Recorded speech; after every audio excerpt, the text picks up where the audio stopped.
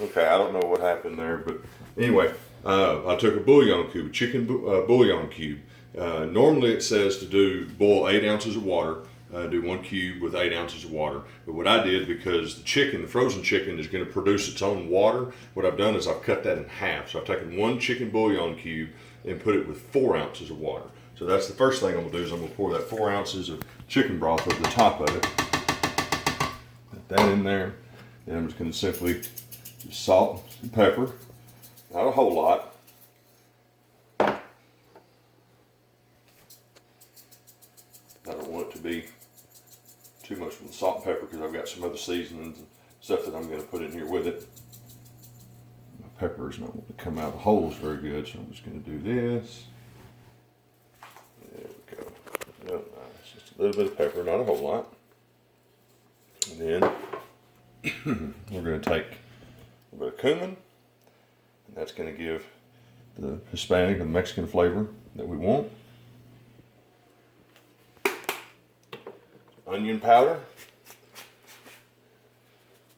and you can use whatever kind of onion powder you want to use. If you want to use the McCormick brand, I prefer this brand. It's the Fiesta brand. I use this brand as seasonings for a lot of things, whether it's pinto bean seasoning, onion powder, garlic powder. I even use a brisket rub that is made by the same group of people that I put on my dry rub. I put on my briskets.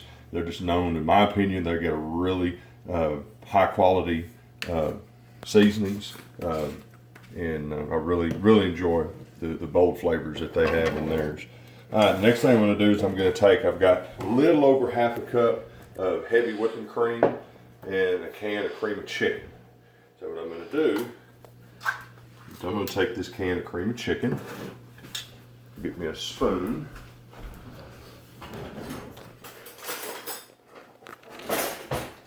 I'm going to take this can of cream of chicken,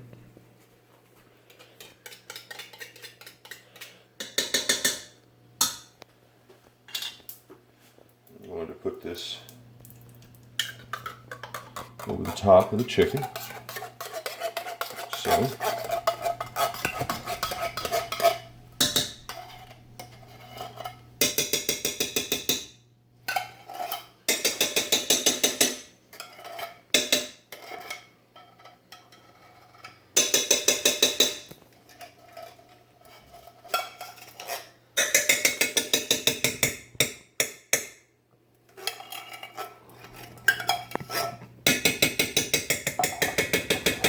Okay. Now I'm going to take my heavy whipping cream and just pour my heavy whipping cream over the top, just like that. Now that I've got everything in here, I'm going to take my pressure lid, turn it on, put the pot on, line the arrows up,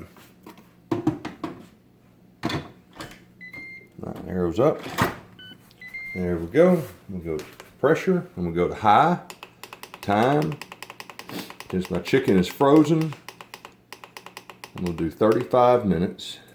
We'll make sure the vent's closed, and I'm gonna start. And that's all I'm gonna do. I'm gonna walk away from it. I'm gonna leave it like it is. Of course, we're gonna do some vegetables to go with it, probably some green beans or something to go with it. But I'm also, while this is going, I'm fixing to make a trip to the store, and I'm going to get some Monterey Jack cheese, and I'm also going to get some noodles, some egg noodles to go with it. So that way I'll have something to go with the chicken, because basically what I'm going to do once I cook the chicken is when it's done, I'm going to take it out, I'm going to shred it, and then I'll take the shredded chicken with the juices and stuff that it produces. I'm going to put the cheese in there with it and put the lid back on it for just a few minutes to let that cheese melt. And Monterey Jack is one of the cheeses that is really well known in the Hispanic world, Mexican world, in a lot of Mexican cooking. So that's why I'm going to use Monterey Jack. It's got a really bold flavor. It's got really good stretchy, kind of like mozzarella, really good stretchy, and it's got a really good flavor to it as well. So that's what we're going to do is I'm going to put some mozzarella with that when it's done.